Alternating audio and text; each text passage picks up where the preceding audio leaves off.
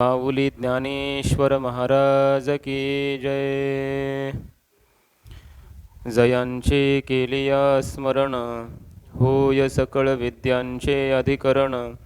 तेची वंदू श्रीचरण श्री गुरूंचे, ते नमस्कारुनी आता.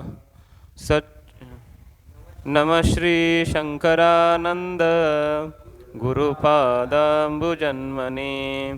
सविलास महामोह ग्राहग्रासैक कर्मणे. तत्पादांबुरुहद्वन्द्व सेवा निर्मलचेतसां.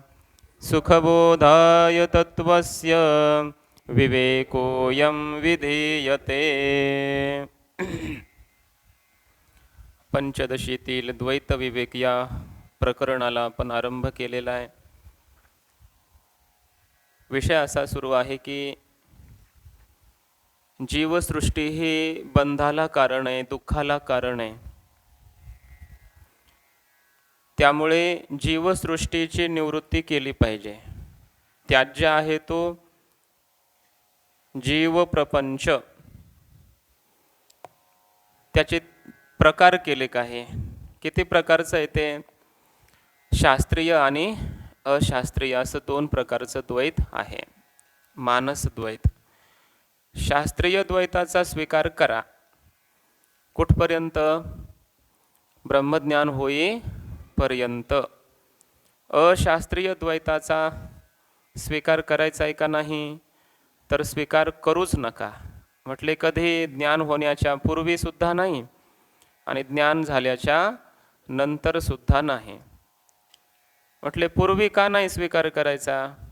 तर उत्तर दिलेलं आहे की पूर्वी जर स्वीकार केला, ज्ञान होण्याच्या अगोदर जर काम, क्रोध इत्यादी अशास्त्रीय द्वैताचा स्वीकार केला, मनोराज्यरूप अशास्त्रीय द्वैताचा स्वीकार केला, हे तीव्र आणि मंद दोन प्रकारचं द्वैत, तर मग त्याला ब्रह्मज्ञानच उत्पन्न होत नाही. म्हणून त्याने अगोदर यांचा त्याग करावा. मग पूर्वपक्षी म्हणतो ठीक आहे, ज्ञानाच्या नंतर आम्ही स्वीकार करू. ज्ञान झाल्यावर तत्वमस्यादी महावाक्यांनी आम्हाला ज्ञान झालं की मग आम्ही या तीव्र आणि मंद या दोन्ही प्रकारच्या मानसद्वैताचा स्वीकार केला तर काय अडचण आहे? मग म्हटले जीवनमुक्तीची सिद्धी तुम्हाला होणार नाही. मग पूर्वपक्षी म्हणतो जीवनमुक्ती नका होऊ द्या, विदेहमुक्ती प्राप्त करूनच मी कृतार्थ होईल, तेवढंच मला पाहिजे, विदेहमुक्ती तर प्राप्त होईल. असं म्हटल्यानंतर सिद्धांत्यांनी सांगितलं तर मग तुला एखाद्याने जर स्वर्ग प्राप्त करून द्यायचं ठरवलं तर तू विदेहमुक्तीचा त्याग करून जन्मसुद्धा स्वीकारशील स्वर्गामध्ये वगैरे आणि स्वर्गाला जाशील. तुला तर मग विदेहमुक्तीसुद्धा नकोच होईल. जर काम, क्रोध इत्यादी हे विकार तुला तसे सांभाळून ठेवायचे असतील आणि विषयांचा भोगच घ्यायचा असेल तर तुला मग स्वर्गातच जायला आवडेल. पूर्वपक्षी म्हणतो नाही, स्वर्गामध्ये क्षय आणि अतिशय नावाचे दोन दोष आहेत आणि त्यामुळे मी स्वर्गाला जाणार नाही. हेय आहे स्वर्ग, त्याज्य आहे. मग ग्रंथकार त्याला म्हणतात जर क्षय आणि अतिशय हे दोन दोष आहेत म्हणून तुला स्वर्ग आणि स्वर्गातले भोग जर हेय वाटत असतील, त्याज्य वाटत असतील, तर इथं मृत्यू लोकामध्ये अदिव्य असलेले, क्षणभंगूर असलेले आणि साक्षात दोषतमा, बरोबर ना, दोष स्वरूप असलेले या इहलोकातील हे भोग यांचा तू का नाही त्याग करत? अशा प्रकारे ग्रंथकार त्याचं खंडन करतायत. आणि आता पूर्वपक्षी 54व्या श्लोकाच्या अवतरणिकेमध्ये म्हणतो, काय म्हणतो बघा. ननु वैराग्यादे संपादनेन अत्यंत अनर्थ हेतोः कामादेहे त्यक्तत्वात्. अत्यंत अनर्थाला, दुःखाला कारण ठरणारे जे कामादे आहेत त्यांचा तर आम्ही त्याग केलेलाच आहे. वैराग्यादी संपादनेन, वैराग्य संपादन केलेलं आहे अगोदर आम्ही, आणि मग विवेक वैराग्याच्या द्वारा जे बंधाला कारण ठरणारे आहेत, दुःखाला कारण ठरणारे आहेत, असे जे मोठे मोठे जे भोग आहेत यांचा आम्ही त्याग अगोदरच केलेला आहे.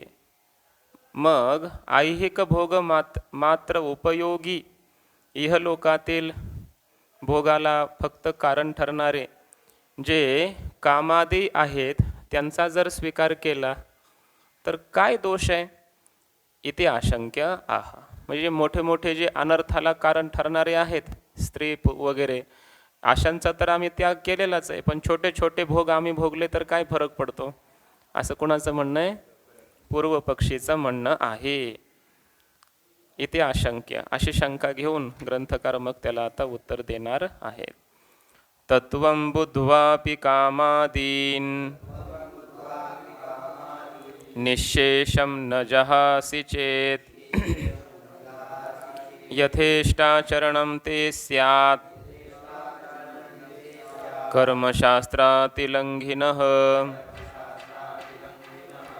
तत्वं बुद्ध्वापि कामादीन निःशेषं न जहासि चेत् कर्मशास्त्रातिलङ्घिनः.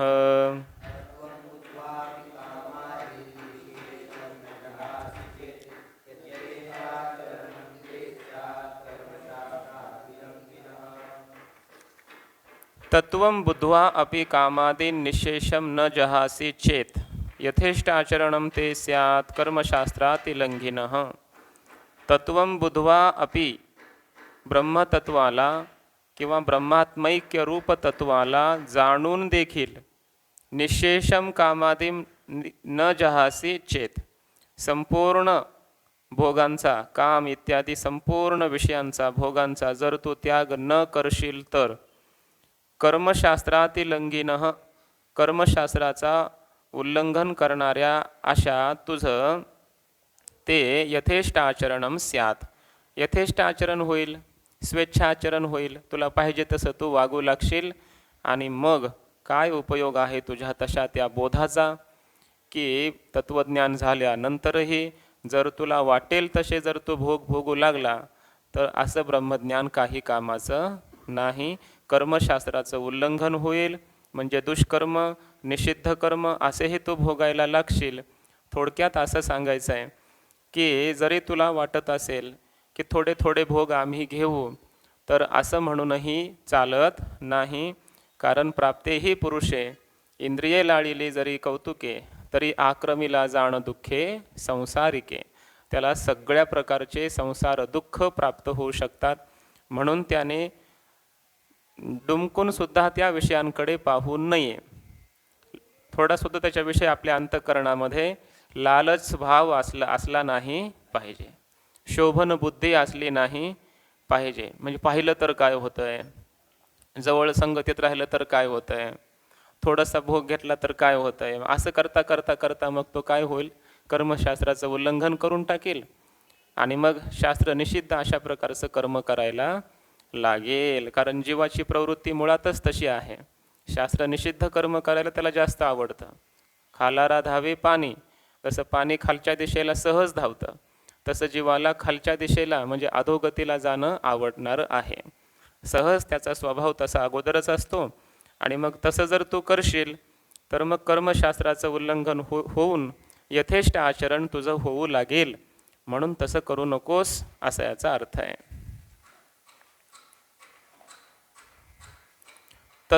तत्ववित्व अभिमानेन विधिनिषेध शास्त्रम अतिक्रम्य कामादि अधीनतया वर्तमानस्य तव यथेष्टाचरणं स्याद् इत्यर्थः. तत्ववित्व अभिमानेन, आता मी ब्रह्माला जाणलेलं आहे, अहम ब्रह्मास्मी, मी ब्रह्म आहे, त्यामुळं माझ्याकडून आता काय विधीचं पालन केलं काय, नाही केलं काय, निषेधाचा त्याग केला काय, नाही केला काय, माझं काही बिघडत नाही असं तुला वाटू लागेल. आणि मग काम, क्रोध इत्यादी विकारांच्या, भोगांच्या, विषयांच्या वगैरे अधीन होऊन तुझ्याकडून यथेष्ट आचरण व्हायला लागेल, असं होईल. म्हणून हे काय ब्रह्मज्ञानाचं वैभव नसतं, हे ऐश्वर्य ब्रह्मज्ञानाचं नसतं की जसं पाहिजे तसं, म्हणजे ब्रह्मज्ञान काय जसं पाहिजे तसं वागण्यासाठी प्राप्त करायचं का, ब्रह्मज्ञान प्राप्त करायचं आणि पाहिजे तसं वागायचं. पुन्हा निस्त्रय गुण्ये पथी विचरताम को विधी को निषेध, असं म्हणायचं, मला आता विधी नाही, मला आता निषेध नाही, मला आता शास्त्र नाही, मला काही कर्तव्य नाही, मी कसंही काही वागलो तरी मला आता पाप लागत नाही, पुण्य लागत नाही, लागो नेदू पाप पुण्यांगा असं जर म्हणायला लागशील तर मग काय पाहिजे तसं वागायला लागशील. मग हे जे जनावरं असतात आणि तू, काय भेद राहिला, असं पुढं त्याला ग्रंथकार म्हणणारच आहेत. अस्तु को दोषः इति आशंक्य.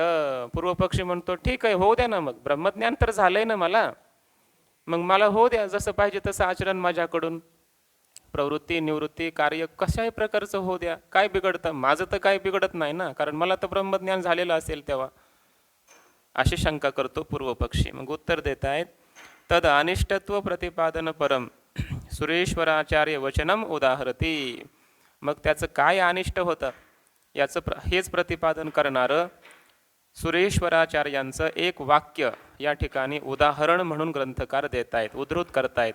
सुरेश्वराचार्यांचा श्लोक आहे हा पुढचा. आता जगद्गुरू शंकराचार्यांचे शिष्य सुरेश्वराचार्य, वार्तिककार म्हटलं जातं त्यांना, अशा वार्तिककार सुरेश्वराचार्यांचं एक वाक्य, एक श्लोक प्रमाण म्हणून या ठिकाणी देत आहेत की ब्रह्मज्ञान झाल्याच्या नंतर जर तो भोगी विलाशी अशा प्रकारचं जीवन जगू लागला तर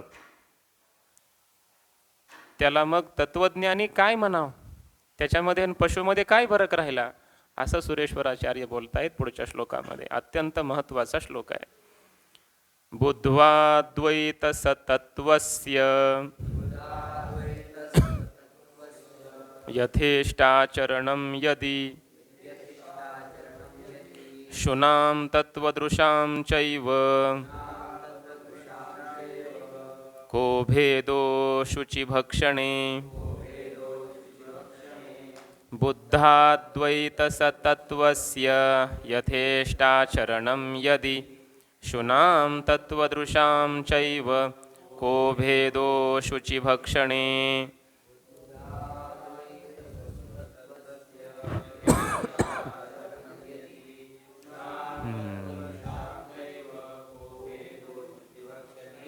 बुद्ध अद्वैत सतत्वस्य किंवा स्वतत्वस्य असा एक पाठभेद आहे. यथेष्ट आचरणं यदि शुनाम तत्वदृशां चैव च एव कह भेदः अशुची भक्षणे. बुद्धाद्वैत स्वतत्वस्य किंवा सतत्वस्य दोन्हीचा अर्थ एकच आहे.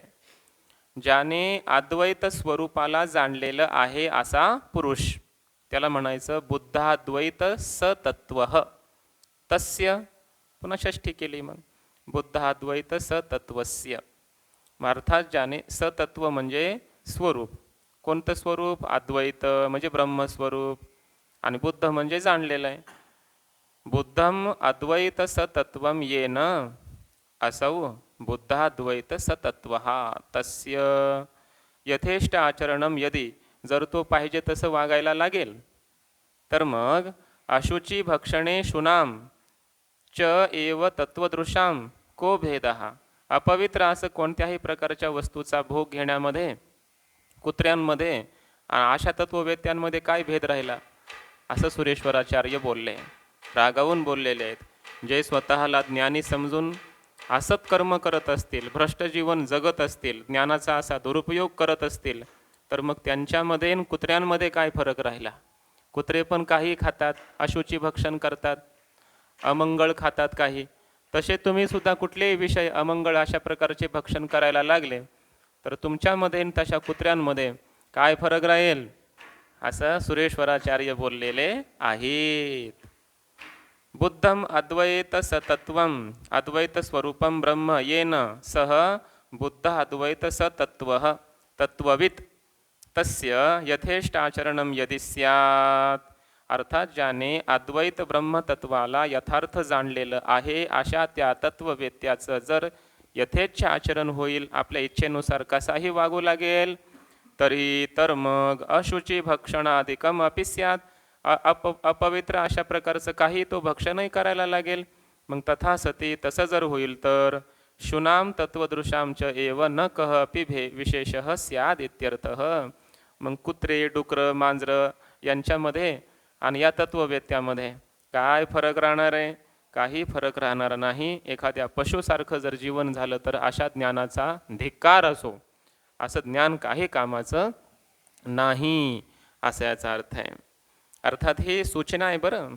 मातृवत अनुकंपयन आह, असा याचा अर्थ आहे. आईप्रमाणे अनुकंपेने ग्रंथकार या ठिकाणी सांगतायत, सुरेश्वराचार्य वगैरे साधकाला सूचना देत आहेत की कदाचित बाबा ज्ञानाचा असा दुरुपयोग तू करशील, पण असं करू नको. तत्वज्ञान असं नसतं खरं. कसंही जे वागायला सांगतं तसं ज्ञानाच्या अगोदरच जीवन पवित्र असायला सांगितलं आहे. ब्रह्मज्ञान होण्याच्या अगोदर अंतःकरण शुद्ध पाहिजे, पवित्र पाहिजे, कर्म चांगली पाहिजे, विवेक वैराग्य पाहिजे, सगळं हे अगोदरच पाहिजे. तर ब्रह्मज्ञान झाल्यावर मग शास्त्र सांगेल का काही करा कसंही राहा म्हणून, असा याचा अर्थ नसतो. त्यानं पवित्र जीवनच जगलं पाहिजे. एतावता किम अनिष्टम आपादितम इति आशंक्य सोपहासम उत्तरम आह. पूर्वपक्षी म्हणतो ठीक आहे, ऐकला मी आता श्लोक हा, कुत्र्यामध्ये आणि तत्ववेत्यामध्ये काय फरक राहील असं सुरेश्वराचार्य बोललेत त्यांना. याने अनिष्ट काय होणार आहे ते सांगा ना तुम्ही. फक्त तो काय म्हणतो की तुम्ही काय म्हणाले, अनिष्ट होईल त्याचं काहीतरी. कुणाचं? त्या ब्रह्मवेत्याचं. काही करायला लागला, काही जीवन कसंही जागा, काहीतरी अनिष्ट काय होतं ते सांगा. हां, लोक त्याला कुत्र्यासारखं म्हणतील, हे काय अनिष्ट होऊ नये का? म्हणू द्या, काय म्हणायचं ते लोक म्हणणारच आहेत. आम्हाला म्हणू द्या, कुत्र्याने लोकांनी कुत्रे म्हणतील काय कुत्र्यासारखं जीवन आहे असं म्हणतील. अनिष्ट काय होणार ते सांगा माझा. का मला काय विदेहमुक्ती मिळणार नाही असं काही होईल का? मला जीवनमुक्ती मिळणार नाही असं काही होईल का? मला आनंद मिळणार नाही किंवा माझं ब्रह्मज्ञान नष्ट, असं काही अनिष्ट होईल का माझं? ते सांगा ना. लोक काही म्हणतील ते काय सांगता? म्हणू द्या सुरेश्वराचार्यांना आम्हाला कुत्रे म्हणले असतील ते, पण माझं बिघडतं त्यातून काय असं कोण विचारतो? पूर्व पक्षी. मग उत्तर देत आहेत सोपहासम, त्याचा उपहास करून त्याला उत्तर देत आहेत. म्हणले वा, शाब्बास बेटा. पुढच्या श्लोकामध्ये बोधात पुरा मनोमात्र, मात्र आणि पुढं काय मग? बोधात पुरा मनोमात्र आणि तिकडं काय? मनोमात्रात असं आहे ना, मनोमात्रात असा पाठभेद आहे. आमच्या ह्याच्यामध्ये मनोमात्र असं आहे. बोधात पुरा मनोमात्र दोषात क्लिश्नास्यथाधुना अशेष लोक निंदाचे त्यहोते बोध वैभवम. बोधात पुरा मनोमात्रा दोषात क्लिश्नास्यथाधुना.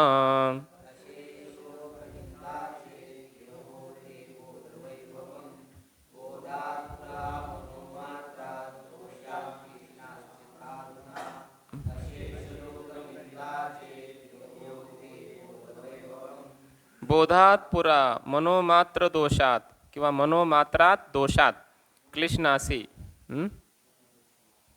मनोदोष मात्रात असं आहे का?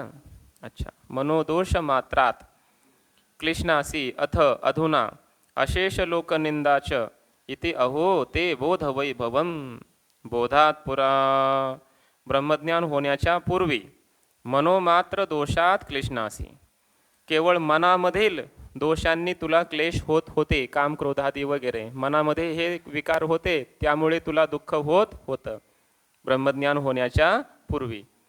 अथ अधुना, आणि आता ब्रह्मज्ञान झाल्याच्या नंतर अशेष लोकनिंदाच, म्हणजे हे काम क्रोधादी विकार तर आहेतच तुझ्या ठिकाणी तसेच, कारण यांना काही तू सोडायला तयार नाही. ब्रह्मज्ञान झालं तरी म्हणजे हे विकार तर आहेतच आतमध्ये अंतःकरणाला, यांचे क्लेश. आणि पुन्हा बाहेरून लोक तुला कुत्रे म्हणतील, डुकरासारखं काय जीवन जगतो असं म्हणतील, म्हणजे सगळी लोक तुझी निंदा करतील. वा वा वा, मग काय तुझं बोध आहे? काय तुझ्या बोधाचं हे वैभव आहे? हे आहे का तुझ्या बोधाचं वैभव?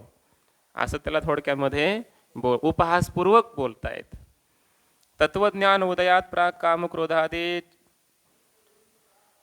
कामक्रोधादे चित दोषे हे तव क्लेशः अभूत. तत्वज्ञान उत्पन्न होण्याच्या पूर्वी काम क्रोध इत्यादी जे चित्तामध्ये दोष होते त्यांच्यामुळे तुला क्लेश झाले अनेक. इदानीम तो, आणि आता ब्रह्मज्ञान झाल्यावर मात्र सर्व लोक निंदा अपि सहस्व, आता सर्व लोकांच्या निंदेला पुन्हा सहन करावं लागतंय. इति क्लेश द्वैगुण्यम, असे दुःखाचं तुला द्वैगुण्य प्राप्त, दुप्पट झाले तुझे सगळे दुःख ब्रह्मज्ञान झाल्यावर. मग ब्रह्मज्ञान झाल्यावर दुःख क्लेश दुप्पट होत असतात का? आणि होत असतील तर अहो ते बोध वैभव. आपल्या बोधाचं काय हे वैभव आहे म्हटले, काय आश्चर्य आहे. तरी किम कर्तव्यम इत्यतः, मग काय करावं तत्ववेत्याने? आता आला जाग्यावर जरा. खरंच आहे, अगोदर फक्त मनोमात्र दोषांनी दुःखी होतो, आता तर लोकही निंदा करायला लागले ब्रह्मज्ञान झाल्यावर. काय हे डबल डबल दुःख व्हायला लागलं. मग तत्ववेत्या पुरुषाने जगावं कसं? कसं जगलं पाहिजे सांगा. मग ग्रंथकार सांगतायत, आता त्याला आम्ही आज्ञा तर नाही करू शकत कारण तत्ववेत्ता आहे तो, पण त्याला आम्ही अशी विनंती करतो. काय विनंती करतायत पुढच्या श्लोकामध्ये? विड्वराहादि तुल्यत्वम मा कांक्षीस्तत्वविद भवान सर्वधी दोष संत्यागाल लोकैः पूज्यस्व देववत्. विड्वराहादि तुल्यत्वं मा कांक्षीस्तत्वविद भवान सर्वधी दोष संत्यागाल लोकैः पूज्यस्व देववत्.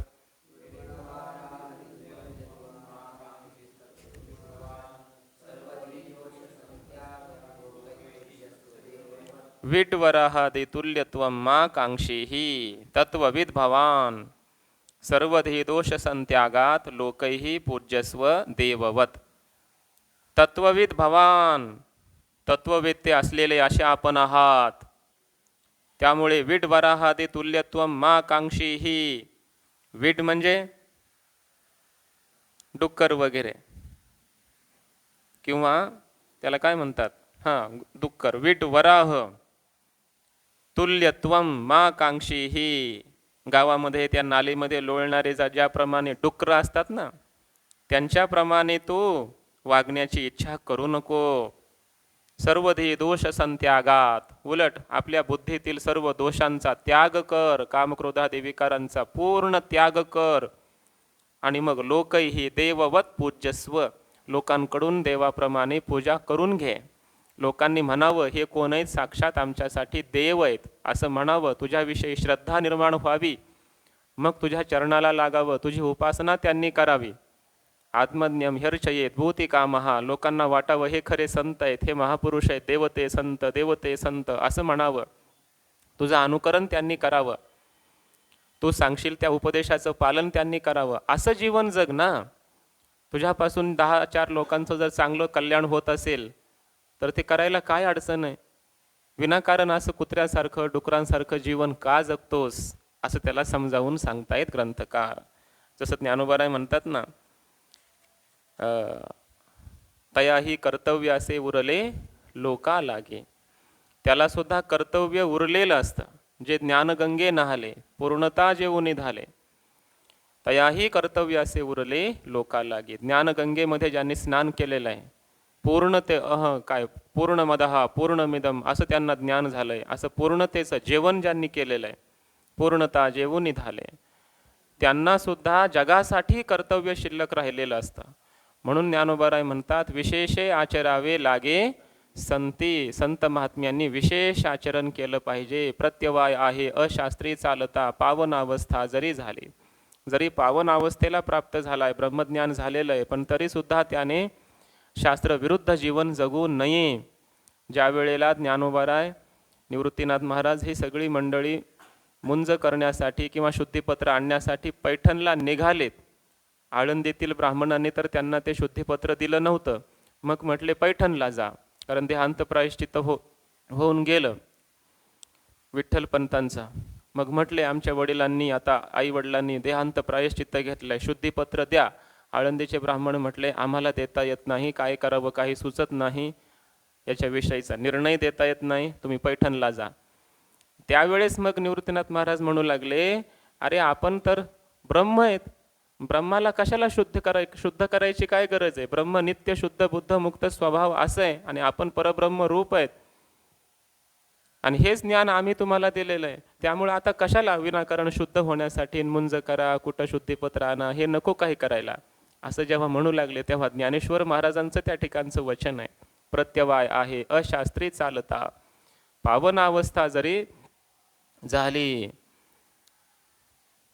जीवनमुक्त ज्ञानी जरी झाले पावन, जीवनमुक्त ज्ञानी पावन जरी झाले असले स्वतः, तरी सुद्धा त्याने लोकांसाठी आपण शास्त्र मार्गानेच गेलं पाहिजे, शास्त्रोक्त पद्धतीने जीवन जगलं पाहिजे. अशा प्रकारे त्या ठिकाणी चर्चा संवाद आलेला आहे यांचा. याचा अर्थ असा आहे की मोठ्या लोकांनी परमार्थिकांनी तर सावध असलं पाहिजे. यद्यदाचरती श्रेष्ठस्तत्त देवे तरो जनः स यत् प्रमाणम कुरुते लोकस्तदनु वर्तते. यद्यद आचरती श्रेष्ठ, श्रेष्ठ पुरुष मोठे पुरुष जे जे करतात, तत्तदेव इतरो जना, तेच बाकीचे लोक करत असतात. म्हणून त्यांनी काय केलं पाहिजे, विशेष रूपाने आचरण शास्त्राचंच केलं पाहिजे. येथ वडील जे जे करीती तया नाम धर्मू ठेविती, येर तेची अनुष्ठिते सामान्य सकळ. हे ऐशे असे स्वभावे, म्हणून कर्म न संडावे, विशेष आचरावे लागे संते. उलट विशेष संतांनी आचरण केलं पाहिजे. भगवंतांनी सुद्धा मला वाटतं 3ऱ्या अध्यायामध्ये कुठंतरी आलं, यदि ह्यहम न कर वर्तेयम, यदि ह्यहम न वर्तेयम जातु कर्मण्य तंद्रितः मम वर्तमानुवर्तन्ते मनुष्या पार्थ सर्वशः. तिथं म्हटलेलं आहे, परमात्मा म्हणतात मला तर काही कर्म करण्याची आवश्यकता नवे पार्थास्ते कर्तव्यम त्रिषु लोकेषु किंचन. मला त्रैलोक्यातही काही कर्तव्य नाही, पण तरी मी सगळी कर्म करतो की नाही.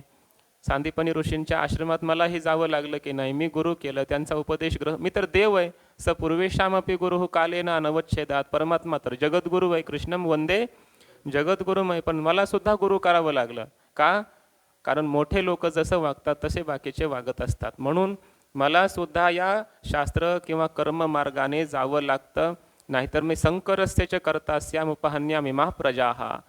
जगामध्ये संकर होईल, लोक कसंही वागू लागतील अशा प्रकारे. म्हणून मला प्रत्यवाय लागेल, या परंपरेचा विच्छेद केल्याचं पाप लागेल, आणि म्हणून विशेष आचरण करावं लागतं. आपण बऱ्याचदा असं म्हणतो बघा, काय म्हणतो, हे लोक किती पाप करतात, चुका करतात बाकीची लोक, पण एखाद्या कीर्तनकाराने किंवा एखाद्या महाराजांनी थोडीशी चूक केली तर त्यांना किती लोक बोलतात.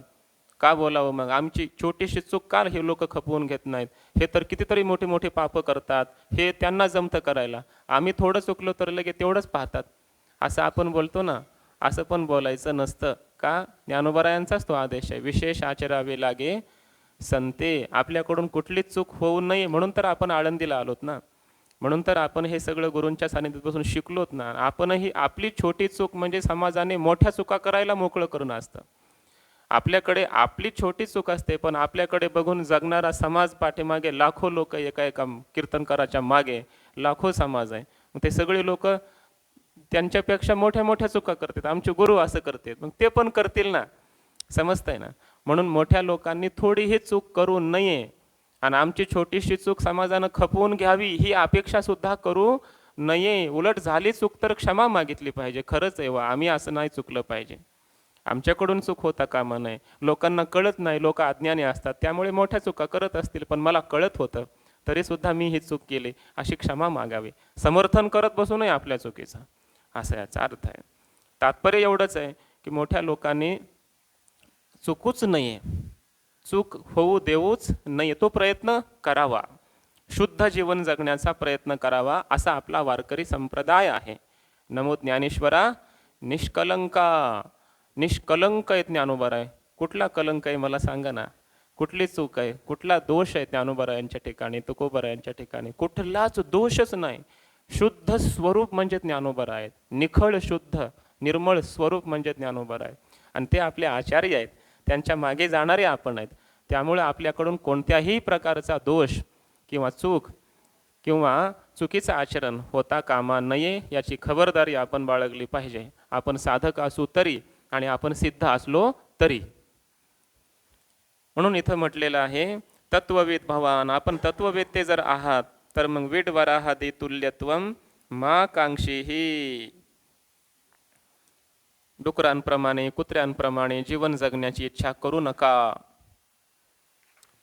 आपल्या जीवनातील सर्व दोष निवृत्त करून जगाने तुमची उपासना करावी, पूजा करावी, असं पवित्र जीवन जगा. अशा प्रकारची एक विनंती या श्लोकामधून पंचदशिकारांनी केलेली आहे. जसं ज्ञानोबराय सांगतात, गाते श्रोते आणि पाहते चतुर विनोदी दुश्चिते सोहम भावे पूर्ण ज्ञाते या सकळाते विनवनी करा विठ्ठल स्मरण.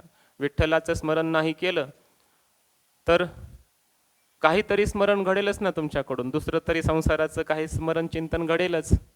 मग तुम्ही सोहम भावी आहात, तुम्ही पूर्ण ज्ञाते आहात, जीवनमुक्त आहात, मग तुम्ही परमात्मा चिंतन सोडून दुसरं काय करणार? दुसरं संसाराचं काही चिंतन केलं तर त्याचा तुम्हाला तरी काय उपयोग आहे, आणि तुमच्या मागे येणाऱ्या समाजाला तर त्याचा काय उपयोग आहे? त्यापेक्षा भक्ती करा, नामचिंतन करा, म्हणजे तुमच्या मागून येणारा समाजही ते करील, असा याचा अर्थ आहे. पुरुषार्थ सिद्धी चौथी घेऊन आपुल्या हाती रिगाला भक्तिपंथी जगा देतो. या भक्तिपंथानेच गेलं पाहिजे, असा याचा अर्थ आहे. वाढविले सुख भक्तिभाव धर्म कुळाचार नाम विठोबाचे, अशा पद्धतीने जीवन जगावं ज्ञानी पुरुषांनी सुद्धा. सर्वोत्कर्ष हेतू ज्ञानवान त्वं कामादे त्याग अशक्तत्वेन सर्वाधम विडवराहादि साम्यम मा कांक्षे. सर्वोत्कर्ष हेतू ज्ञानवान, आपल्या संपूर्ण उत्कर्षाला कारण ठरणारं ज्ञान असतं. आपल्याला मोठं करणारं कोण असतं? ज्ञान असतं. ज्ञानाने आपण मोठे होत असतो. भौतिक ज्ञान जर प्राप्त झालं तर आपण भौतिक जगामध्ये मोठे होतो की नाही? एखादा मोठा डॉक्टर झाला तर तो जगात मोठा मानला जातो. म्हणजे हे साधं ज्ञान, भौतिक ज्ञान सुद्धा जर मोठं करतं, हे ब्रह्मज्ञान आहे. हे तर आपल्याला काय, आपल्या महिमा प्राप्त करून देणार आहे. ब्रह्मलोकी महीयते असं शास्त्र उपनिषदांनी पुन्हा पुन्हा म्हटलेलं आहे.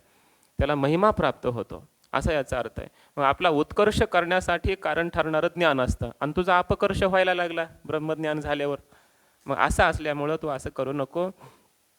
कामादे त्याग अशक्तत्वेन, काम क्रोधादी विकारांचा त्याग करण्यामध्ये अशक्त होऊन जर तू जीवन जगशील तर मग सर्वामध्ये अधम असणारे जे सर्व अधम प्राण्यामध्ये जे वीड वराहादी जे डुकरं वगैरे आहेत त्यांच्या साम्यतेला जाऊ नको, त्यांच्या समान जीवन जगू नको, तशी इच्छाही करू नको. किंतु तर मग कामादे लक्षण सकल मनोदोष हानेन सर्वजनैहि देववत पूज्यस्व पूज्यो भव इत्यर्थः.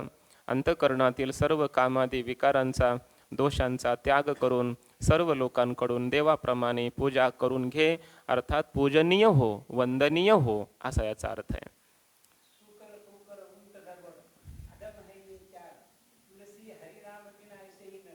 वा, हरिनाम विना ऐशेही नरनार.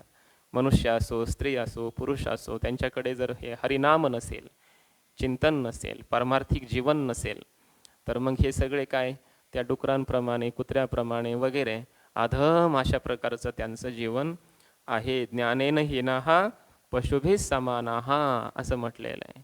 काही नित्यनेमाविन अन्न खायतो श्वान, वाया मनुष्यपण भार वाहेतो वृषभ, म्हणजे बैलही म्हणतात तो तुकोबर आहे. त्याला मनुष्य म्हणूच नका. मनुष्य परी कुत्रे, ते मनुष्य रूपाने ते कोण आहेत? कुत्रे आहेत, असं तुकोबरा यांनी संतांनी त्यांचं पशुतुल्य जीवन कथन केलेलं आहे. काय यांचं जास्त वर्णन करावं, आहे की नाही? हां, काय म्हटले? नास्ते शरीर भूषणम. जो विद्यार्थी आहे त्याला शरीराचं लालन पालन करण्याची इच्छा असू नये.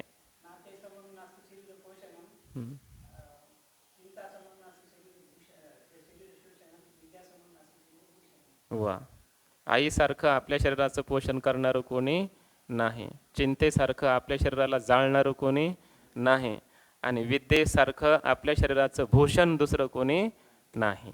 सुभाषित आहे ना. वा, काम्यादी तत्त्यागोपायम आह. मग ठीक आहे म्हटले, ब्रह्मज्ञानाच्या नंतर सुद्धा या कामक्रोधादी विकारांचा त्यागच केला पाहिजे. कसा करावा त्याग, आता सांगा. तर त्या त्यागाचा उपाय सांगतायत. ब्रह्मज्ञानाच्या नंतरचा चाललाय बरं विषय हा.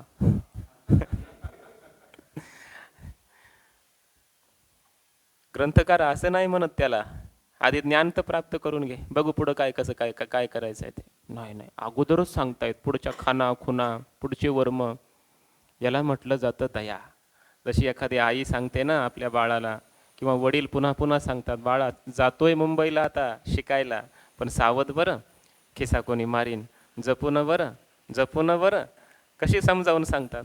त्या मुलाला वाटतं मी एवढा आता 12वी झालेली आहे माझी, इतक्या वेळा मला सांगायची काय गरज आहे, इतक्या वेळा सांगायची काय गरज.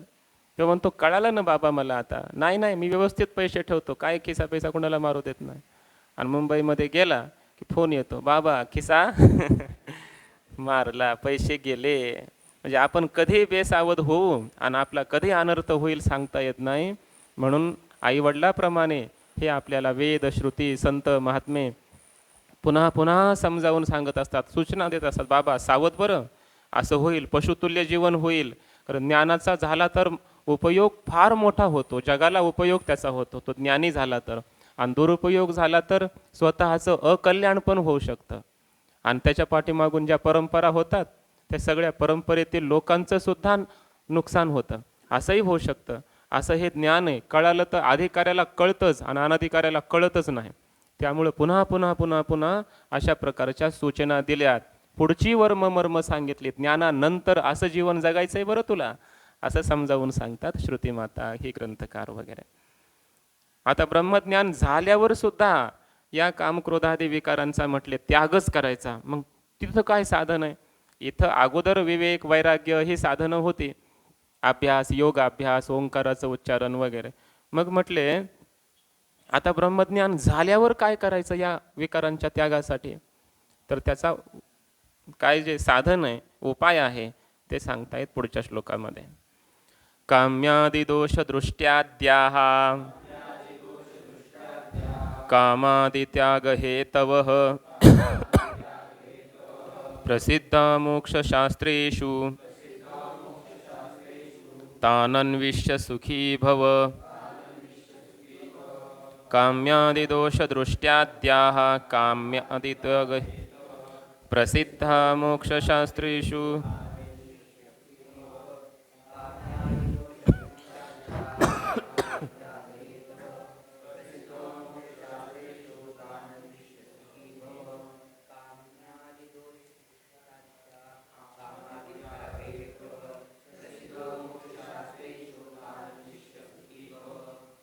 काम्यादि दोष दृष्ट्याद्याः कामादि त्याग हेतवः प्रसिद्धाः मोक्षशास्त्रेषु तान् अन्विष्य सुखी भव. काम्यादि दोष दृष्ट्याद्याः कामादि त्याग हेतवः. काम्य म्हणजे विषय वगैरे, यांच्या ठिकाणी दोष आहेत, अनेक प्रकारचे दोष आहेत. त्या दोषांची दृष्टी करणं, अशा प्रकारचे अनेक उपाय हे काम आदी म्हणजे काम, क्रोध या विकारांच्या त्यागाला कारण ठरतात. कुठे ते सांगितलेले उपाय? मोक्षशास्त्रेषु प्रसिद्धाः. मोक्षशास्त्रामध्ये म्हणजे वेदांतशास्त्रामध्ये प्रतिपादन केलेले असे अनेक प्रसिद्ध ते उपाय आहेत. तान अन्विष्य सुखी भव. त्यांचा शोध घे आणि ते उपाय कर आणि सुखी हो, असा आशीर्वाद दिला. आता काम्याः म्हणजे कामना विषयाः स्रगादयः येषां द्वेषादीनां ते काम्यादयः. कामनेचे विषय असणारे, स्रग म्हणजे माला, चंदन वगैरे हे सगळे. द्वेषादीनां ते काम्यादय. द्वेष वगैरे यांच्या अगोदर कोण आहेत? काम्य. अगोदर काम्य, नंतर मग द्वेष.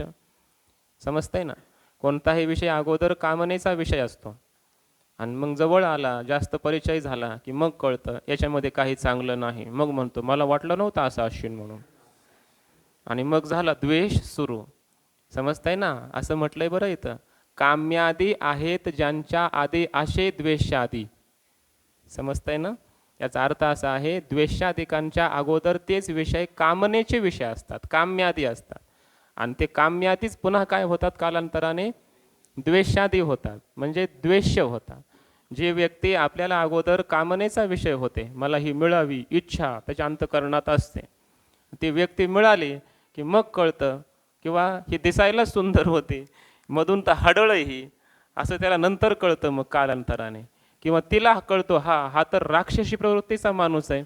वरून वाटलं होतं पैसे वगैरे आहे, दिसायला सुंदर आहे, पण आतून तर हा राक्षस बरा याच्यापेक्षा, असं वाटतं. समजतंय ना? एक भाव समजून घे. कोणताही विषय दूर आहे तोपर्यंतच चांगला वाटतो.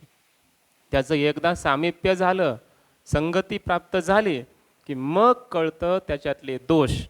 आणि मग जे प्रेमाचे विषय होते तेच आता भांडणाचे विषय होतात. द्वेषाचे विषय होत असतात. असं सगळंच आहे, ह्याच्यामधून कोणीही सुकलेलं नाही, कोणताही विषय सुकत नाही. पैसा पैसा पैसा मनुष्य म्हणतो, मनुष्य लांब आहे तोपर्यंत, पैसा प्राप्त नाही तोपर्यंत असं वाटतं पैसा पैसा. आजच एक दृष्टांत वाचला मी, कारण संध्याकाळी कीर्तन आहे आज. कीर्तनच सांगावं लागतात, काय अभ्यास करून जातो मी कीर्तनाला. पहिलं मी बिना अभ्यासाचं कीर्तन करायचो, कुठलाही अभंग घ्यायचा करायचं कीर्तन, कारण मग चिंतनच करायचो ना त्या अभंगावर, व्हायचं चिंतन मस्त. मी खुश होऊन यायचो, वा काय सहज केलं पण मस्त चिंतन झालं. ते लोकांना काही आवडत नव्हतं. मग आता अभ्यास करून जातो, अभ्यास म्हणजे दृष्टांताचा. आता लोक म्हणतात खरे शास्त्री भेटले आम्हाला, वा वा म्हणतात, खरे शास्त्री आहेत हे. दृष्टांत भरपूर सांगितले की मग लोक म्हणतात शास्त्री आचार्य, असा त्याचा अर्थ आहे आज समाजामध्ये. संध्याकाळी कीर्तनाला यावं लागतंय. मी काल सांगितलं, मी सिद्धांत फुकट सांगतो, दृष्टांत फुकट नाही सांगत. दृष्टांत खूप महाग आहे आमच्याकडे. कोणतंही जे वस्तू आहे, धन आहे, धन घ्या, एक उदाहरण सांगितलं, धन घ्या, स्त्री घ्या, पुरुष घ्या, कोणताही विषय घ्या, दूर आहे ना तोपर्यंत, दुरून डोंगर साजरा आपल्याकडं मन आहे, दुरून चांगलं वाटतं, जवळ गेलं की मग दोष दिसतात, मग कळतं हे चांगलं नाही. विषयाचे समसुख बेगडाची बाहुली, त्याच्यावर बोलायचं आहे ना.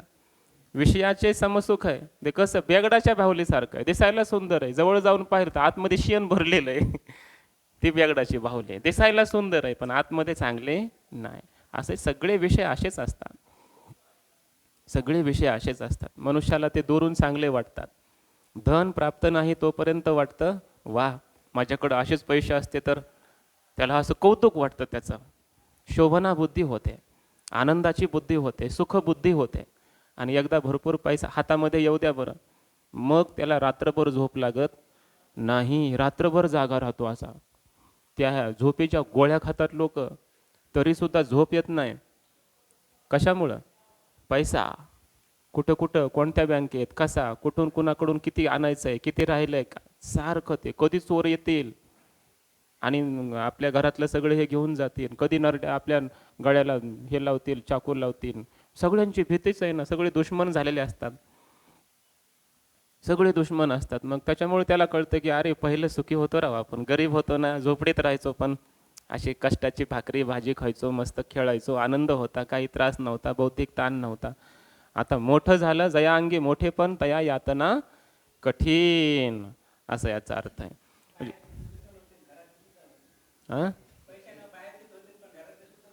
घरातले दुश्मन होते, सख्खा भाऊ पक्का वैरी बनतो, जववरी तववरी मैत्रत्व संवाद, जव अर्थेशी संबंध पडिला नाही. मित्रत्वाच्या गोष्टी कुठपर्यंत, अर्थाशी संबंध येत नाही तोपर्यंत मग मित्र सुद्धा शत्रू व्हायला लागतो, असा अर्थ आहे. आणि जर आपल्यापासून त्यांना काही फायदा होत नसेल, कुणाला, आपल्या नातेवाईकांना, घरच्यांना, संबंधी जनांना, तर मग ते आपले शत्रू बनतात. शत्रू, जो वरी चळनगा तो वरी म्हणते माझा, असा त्याचा अर्थ आहे. म्हणजे कोणताच विषय सुखाला कारण ठरत नाही, दुःखाला कारण असतो. कोणताही विषय दुःखालाच कारण असतो, त्याचं स्वरूपच आहे, ते मायाजन्य आहेत ना, त्यामुळे त्याचं स्वरूपच आहे दुःख, ते दुःखालाच कारण ठरणार, असा त्याचा अर्थ आहे. तेषां ये दोषाः अनित्यत्व सातिशयत्वादयः तेषां दृष्टिः अवलोकनम आद्यम येषां कोप स्वरूप विचारादीनां ते तथोक्ताः. कोप आहे का काम आहे तिथं?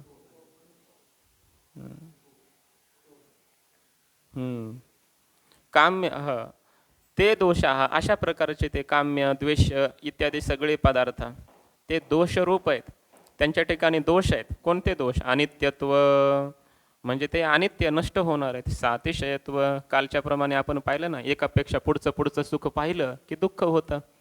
मग प्राप्त असणारं सुद्धा जे विषय आहेत त्याला सुख देत नाहीत, तर त्याच्यापेक्षा पुढचं दिसलं त्यामुळं दुःख होतं. जगातला कोणताही विषय असा सातिशय दोषानं युक्त आहे, त्यामुळे सुख देणारच नाही, दुःखच देणार.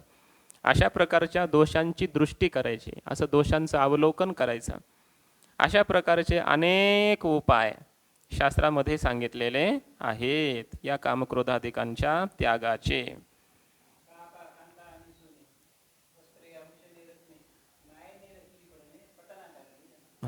पतनाकारणी आद्यम येशाम कोप स्वरूप विचारादीनाम. कोप म्हणजे क्रोध वगैरे. इथं काम असा पण पाठभेद मी इथं लिहून घेतलाय, कुठल्या तरी टीकेमध्ये असावा. काम असा पण पाठभेद आहे. काम स्वरूप त्या जे कामाचा म्हणजे विषयांचा स्वरूपाचा विचार करणं किंवा त्यांच्यापासून कोप निर्माण होतो, क्रोध निर्माण होतो, अशा प्रकारच्या काय आहे ते कोप स्वरूप विचारादीनाम ते तथोक्ताः. अशा प्रकारचे ते दोष आहेत. क्रोधाचा विचार करणं, कामाचा विचार करणं की या विषयांमुळे आपल्या अंतःकरणामध्ये काम निर्माण झाला, क्रोध निर्माण झाला, द्वेष निर्माण झाला, अशा प्रकारचे विचार करणं म्हणजे याला म्हणायचं दोषदृष्टी. अशा दोषदृष्टीचा विचार करावा आणि मग त्याग करावा. क्रोधात भवती समोहा, समोहात स्मृतिविभ्रमः, स्मृतिभ्रंशात बुद्धिनाशो, बुद्धिनाशात प्रणश्यती वगैरे. बाबांनी ठरवलं तर मला कीर्तनच नाही करू द्यायचे, मध्ये भरपूर प्रमाण देते. तेषाम कामादे त्याग हेतुत्वे प्रमाणम आह. त्या विषयांच्या ठिकाणी कामादे त्याग हेतुत्वे, कामादिकांच्या त्यागालाही कारण आहेत, याविषयी प्रमाण सांगतायत. मोक्षशास्त्रेषु प्रसिद्धाः. वेदांतशास्त्रामध्ये, मोक्ष प्रतिपादक शास्त्रामध्ये हे अनेक विकारांच्या त्यागाचे उपाय प्रसिद्ध आहेत. भवतो ततः किमायातम इत्यतः. ठीक आहे म्हटले, असू द्या ते मोक्षशास्त्रामध्ये उपाय प्रसिद्ध. त्याने काय होणार आहे? काय होणार तर हे होणार काय? तान अन्विष्य सुखी भव. त्यांचा तो शोध घे आणि ते उपाय कर आणि या क्रोधाधिकांचा त्याग कर आणि सुखी हो.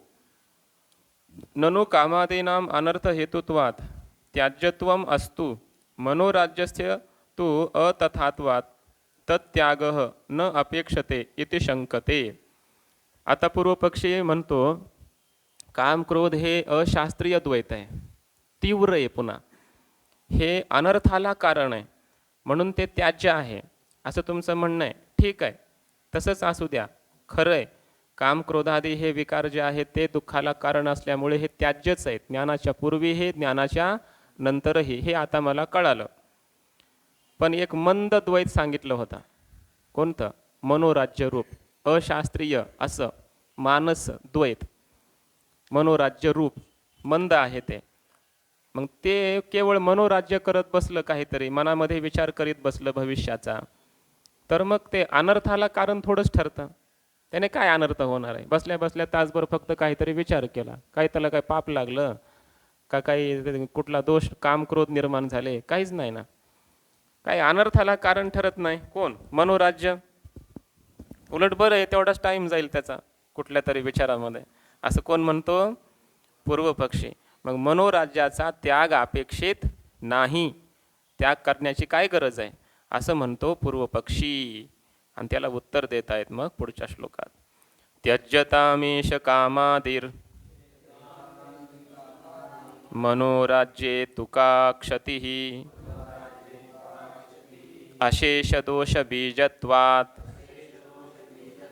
क्षतिर्भगवतेरिता. त्यज्यतामेष कामादिर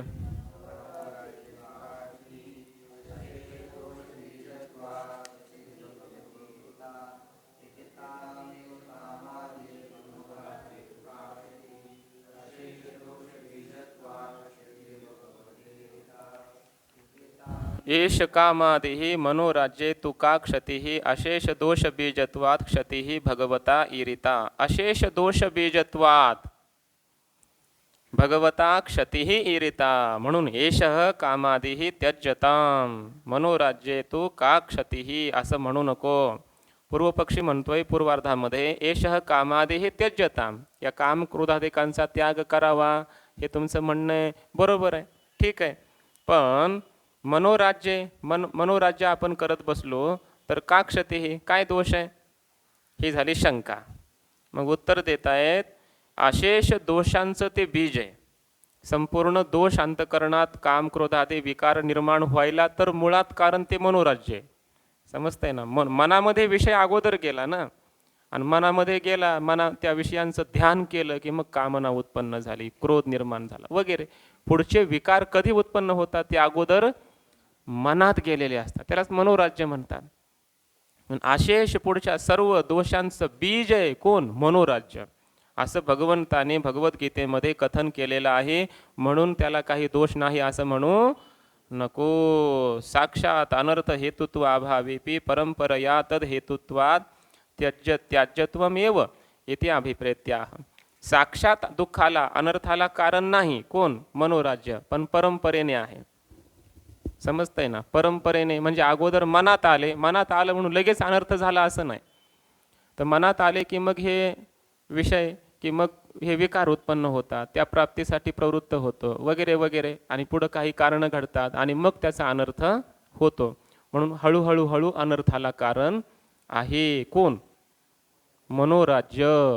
स्लो पॉयझन म्हणायचं याला. परंपरेने कारण म्हणजे काय?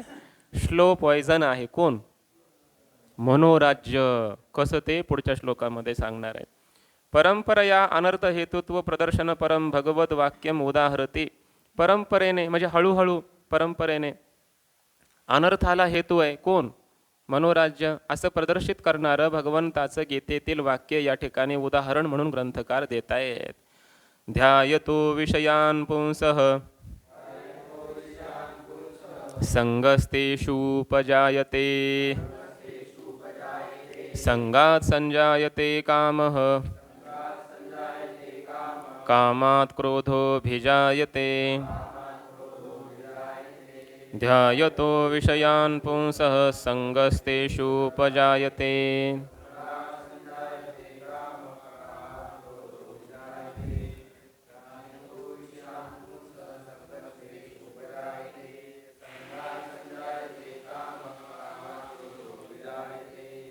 बघा, पंचदशीमध्ये हा श्लोक आला आहे. म्हणून कीर्तनामध्ये असं कधी सांगू नका की पंचदशीमध्ये श्लोक आलेला आहे ध्यायतो विषयान् पुंसः. नाहीतर पंचदशीमध्ये आला इथं म्हणून सांगताना हा श्लोक कुठल्या ग्रंथातला? पंचदशीतला. कोणता? ध्यायतो. वारे म्हणते, कुठल्या संस्थेत शिकला? समजलं ना? म्हणजे हा श्लोक आहे गीतेतीलच, पण या ठिकाणी त्याला उद्धृत केलं आहे, प्रमाण म्हणून दिलेलं आहे. याला म्हणायचं संमत श्लोक. विषयान ध्यायतः पुंसः म्हणजे विषयाचं ध्यान करणारा पुरुष, म्हणजे मनोराज्य करणारा. समजताय ना? विषयाचं मनातले मनात ध्यान करायला लागला म्हणजेच काय? मनोराज्य. मग असं मनोराज्य करणारा, विषयाचं ध्यान मनातले मनात जो करणारा पुरुष आहे, तेषु त्या पुरुषांच्या अंतःकरणामध्ये त्या विषयांच्या संबंधाने संगः उपजायते. संग उत्पन्न होतो. म्हणजे अंतःकरणात त्या विषयांचा संबंध आला की नाही, मानसिक संबंध आला कुणाशी? त्या विषयांशी. आणि एकदा मानसिक संबंध आला, संग निर्माण झाला की संगात संजायते कामः. त्या संघापासून, संबंधापासून, संग म्हणजे आसक्ती असा पण अर्थ आहे बरं. संग म्हणजे काय? आसक्ती. आसक्ती अंतःकरणात निर्माण होते विषयांचं ध्यान केल्यामुळं. आसक्ती निर्माण झाली की मग काम हा संजायते, त्या विषयाच्या प्राप्तीची इच्छा अंतःकरणात उत्पन्न होते. कामात क्रोध हा, आणि जर अंतःकरणात असा काम निर्माण झाला की जेथ काम उपजला तेथ क्रोध आधीची आला, क्रोध याशी ठेविला समोह जेणे.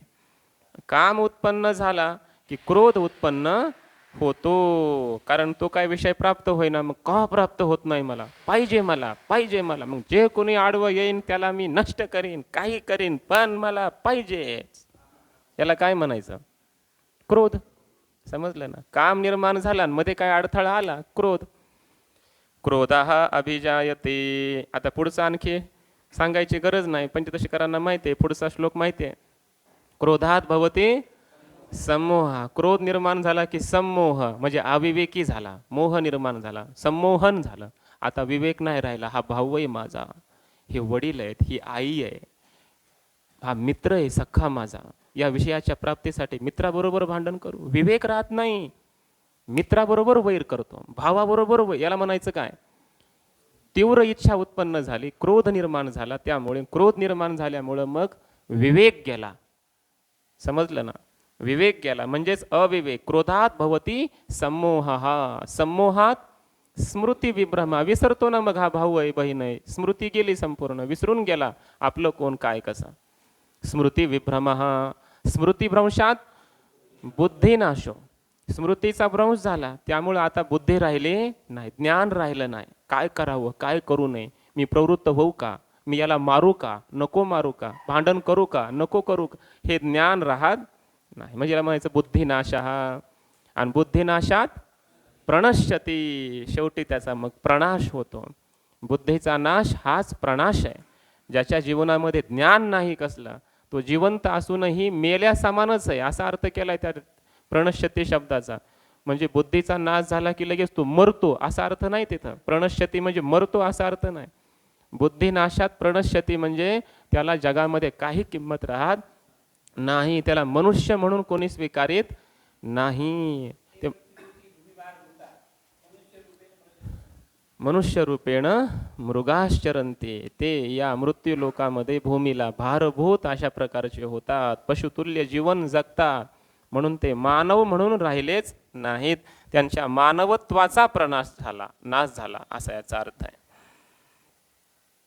म्हणजे ह्या सगळ्या पुढच्या अनर्थाला कारण काय ठरलं, या विषयांचे ध्यान. विपाये वाहे मन तरी येसने हे पतन गिवसित पावे. एवढं हे त्याला अधपतन होतं, हे अधपतन त्याला शोध घेत घेत येऊन प्राप्त होतं. कोण?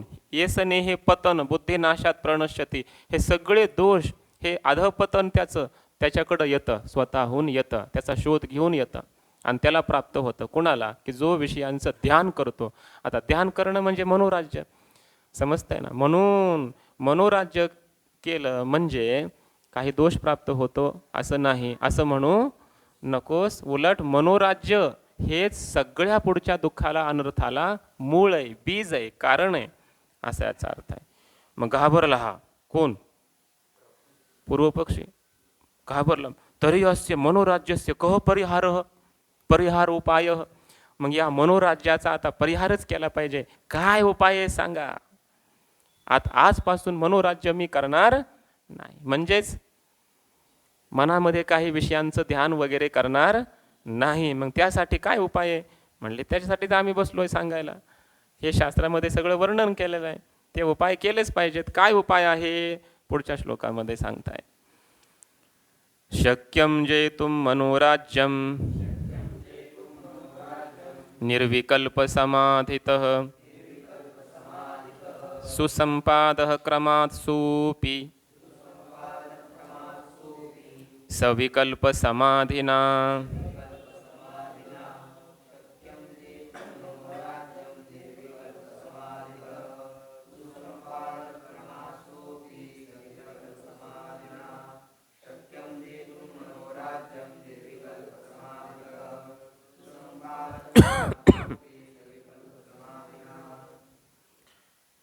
शक्यं जेतुं मनोराज्यं निर्विकल्प समाधितः. निर्विकल्प समाधीच्या द्वारा या मनोराज्यावर विजय मिळवणं शक्य होतं. म्हणजे निर्विकल्प समाधी कसा प्राप्त करायचा मग? उत्तर देत आहे, सह अपि, तो निर्विकल्प समाधी सुद्धा क्रमात म्हणजे क्रमाने हळूहळू सविकल्प समाधीना सुसंपादः, सविकल्प समाधीच्या द्वारा त्याला प्राप्त करणं सोपं जातं. म्हणजे यम नियम आसन प्राणायाम प्रत्याहार धारणा ध्यान समाधी, समाधी म्हणजे सविकल्प समाधी, असा हळूहळू साधना करा, सविकल्प समाधीपर्यंत जा. आणि मग सविकल्प समाधी एकदा प्राप्त झाला की मग हळूहळू निर्विकल्प समाधी. निर्विकल्प म्हणजे जिथं विकल्प नाही. कोणता विकल्प? ध्याता ध्यान ध्येय त्रिपुटीचं भान नाही, केवळ ध्येयैक गोचरम निवात दीपवच्चित्तम समाधिरभिधीयते. पहिल्या प्रकरणात सांगेल ध्यातृध्याने परित्यज्य क्रमाध्ययैक गोचरम निवात दीपवच्चित्तम समाधिरभिधीयते. केवळ ध्येयाकार चित्त झालं, ध्याता ध्यान ध्येय त्रिपुटीचं भान राहील नाही, याला म्हणायचं निर्विकल्प समाधी. हळूहळू मग यम नियम आसन आदी साधनाच्या द्वारा ही प्राप्त होते. आणि असा निर्विकल्प समाधी प्राप्त झाला की मग मनावर विजय मिळतो ना, म्हणजेच मनोराज्य जिंकता येतं, असा याचा अर्थ आहे. सह अपि कुतः सिद्ध्यति, निर्विकल्प समाधी कशाने प्राप्त होईल म्हटले? सविकल्प समाधीने. आता पूर्वपक्षी म्हणतोय ननु अष्टांग योग युक्तस्य तथा असतो तद्रहितस्य का गती इति अतः. जो अष्टांग योगाचा अभ्यास करणारा आहे ना योगी, सोपी गोष्ट नाही. योगाचा अभ्यास करणारा जो आहे रामदेव बाबांचा शिष्य असेल त्याला हे सोपं जाईल. तसं ते सुद्धा प्राणायामातच थांबलेले आहेत. त्याच्या पुढचं नाही काय यम नियम आसन प्राणायाम. आसनं सांगतात, यम नियम सांगतात, प्राणायाम सांगतात, पण प्रत्याहार धारणा ध्यान समाधी पुढं नाही काहीच. प्रत्याहारात तसं अडकले तिथं नाही आहे काय. प्रत्याहारयन्ते इंद्रियाणी विषयभ्य अनेन सह प्रत्याहार. इंद्रियांना विषयापासून अडकणं म्हणजे बाजूला करणं याला काय म्हणतात प्रत्याहार. तेच सांगत नाही, त्याच्याशी घेणं देणं नाही. म्हणतात प्राणायाम करा, बस संपला विषय. हां मग ते सगळं बंद होईल ना. ॲलोवेरा सगळं असू द्या, जाऊ द्या. मग जो अष्टांग योगाचा अभ्यासक आहे त्याच्याकरिता हे साधन झालं, पण आम्हाला नाही ते सोपं हो. क्लिष्टोधिक तरस्ते श्याम अव्यक्तासक्त योगाची या वाटा जे निघाले गा सुपट तया दुःखाचाची वाटा भागाल. आम्ही काय करावं, आम्ही नाही त्याचे अधिकारी. तद्रहितस्य का गती ही. मग त्याला दुसरा उपाय, सोपा उपाय ग्रंथकार सांगतायत पुढच्या श्लोकात. बुद्ध तत्वेन धी दोष शून्येनैकान्तवासिना दीर्घं प्रणवमुच्चार्य मनोराज्यं विजीयते. बुद्धतत्वेन धीदोष शून्येनैकान्तवासिना दीर्घं प्रणवमुच्चार्य मनोराज्यं विजीयते. बुद्धतत्वेन धीदोष शून्येनैकान्तवासिना दीर्घं प्रणवमुच्चार्य मनोराज्यं विजीयते. बुद्ध तत्वेन म्हणजे ज्याने तत्वाला जाणलेलं आहे असा जो ज्ञानी पुरुष, त्याने धी दोष शून्येन ज्याच्या बुद्धीमध्ये काहीही दोष नाहीत, विकार नाहीत असा, एकांतवासीना त्यानं एकांतामध्ये राहावं. काळ सारावा एकांतवासी एकांतामध्ये राहावं. या मनोराज्यावर विजय मिळवायचा असेल तर एकांतात राहा. मग काय करा, दीर्घम प्रणवम उच्चार्य ओंकाराचा दीर्घ उच्चार करा. म्हणजे लांब लचक ओंकाराचा उच्चार करा आणि मग अशा पद्धतीने मनोराज्यावर विजय मिळवता येतो. म्हणजे ओंकाराचा उच्चार एवढी सोपी गोष्ट नाही, एवढं सोपं समजायचं नाही. ओमला, ओम संपूर्ण वेदांचं बीज आहे. ओम सर्व देवांचं बीज आहे. ओम सगळ्या जगाचं बीज आहे. ओममध्ये सगळं जग, त्रैलोक्य, कार्य, कारण, अधिष्ठान सगळं ओंकाराचाच विस्तार आहे. ओंकार हा देवाचं नाव आहे. ओम तत्सदिती निर्देशो ब्रह्मणः त्रिविधः. निर्देश म्हणजे नाम, देवाचा हा निर्देश आहे, नाम आहे. ओम तत् आणि सत. म्हणून ओंकाराचं उच्चारण करणं म्हणजे नामजप करणं आहे. मग कसं करायचं उच्चारण, तर मोठा श्वास घ्यायचा छाती भरून आणि पुन्हा मग जितक्या आपल्याला लांब दीर्घ असा त्या ओंकाराचा उच्चार करता येईल तेवढा उच्चार करायचा. लईच दम कोंडू लागला की सोडून द्यायचा. बळच नाही म्हणत बसायचं, नाहीतर ओम म्हणता म्हणता सोहम होऊन जाईल. असं हो नाही. प्रणश्यते असंही होऊ नये. उद्गीत, त्याला उद्गीत उपासना म्हटलंय. छांदोग्यादी उपनिषदांमध्ये ओंकाराच्या उपासनेला उद्गीत साम उपासना आहे ना, उद्गीत उपासना म्हटलं जातं. अनेक प्रकारच्या उद्गीत उपासना सांगितलेल्या आहेत उपनिषदांमध्ये.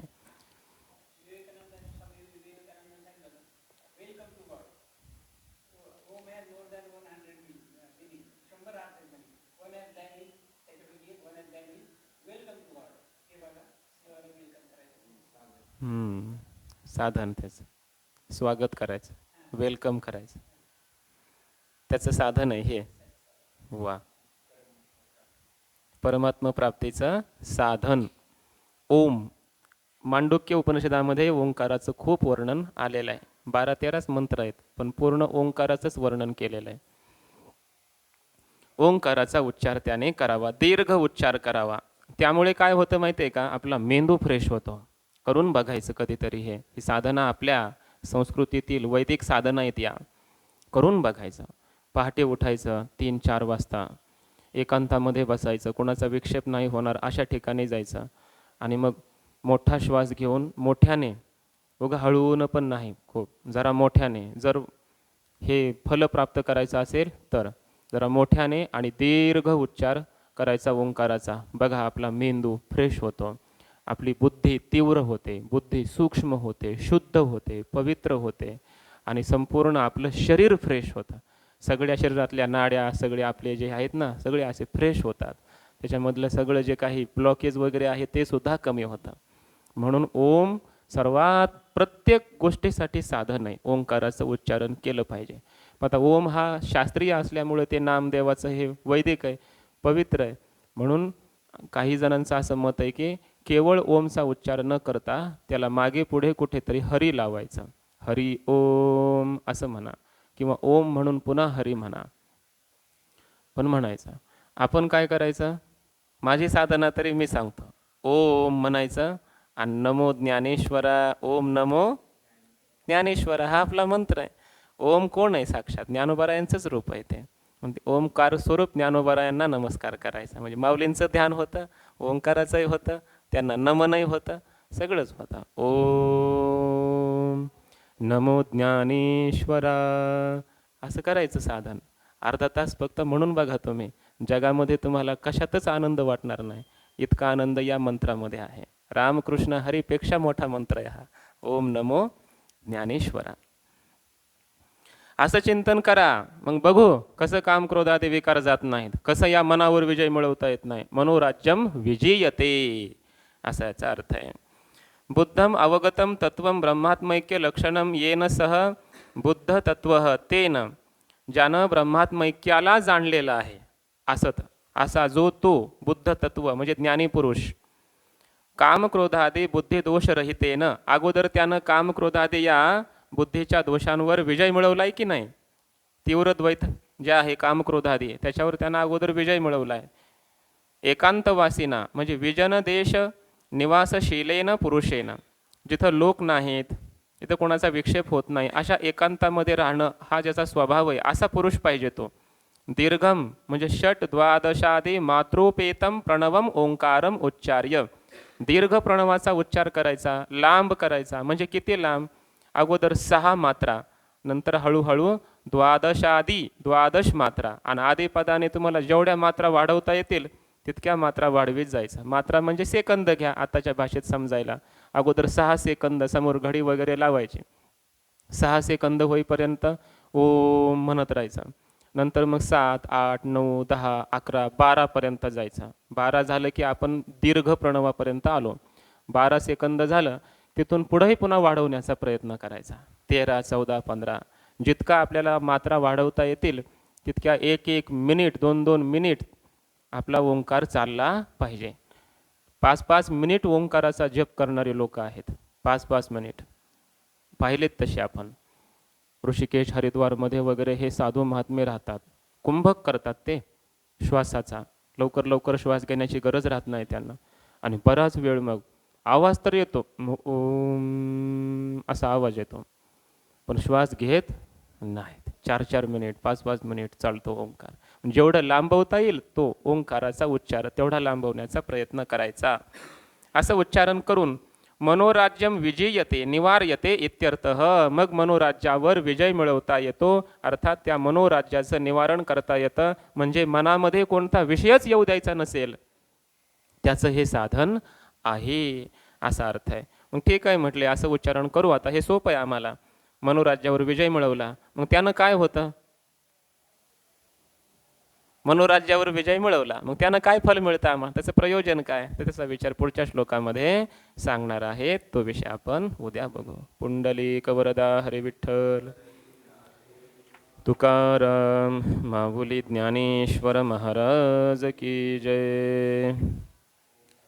ओम पूर्णमदः पूर्णमिदं पूर्णात् पूर्णमुदच्यते पूर्णस्य पूर्णमादाय पूर्णमेवावशिष्यते. ओम शांति शांति शांति.